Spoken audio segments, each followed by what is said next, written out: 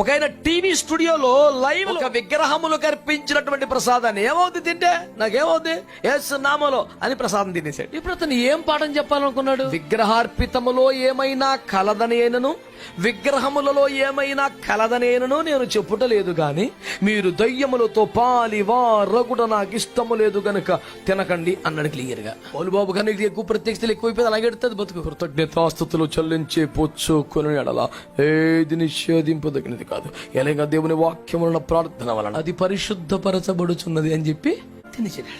ఈ వాక్యాన్ని అడ్డం పెట్టుకుని విగ్రహార్పితం తినేసినోడు రేపొద్దున మందు కొట్టడా? ఇక్కడికి అడ్డోదిపేముంది? ఏ పాపైనా ప్రార్థన చేసేసిన దేవుడు పేరు చెప్పుకొని బైబిల్ చేతిలో పట్టుకొని పాస్టర్లమంటూ బహిరంగ వేదికల మీద దేవుని గౌరవాన్ని తగ్గించే పిచ్చి పిచ్చి పనులు ఎవడు చేసినా వాడు శిక్షింపబడతాడు.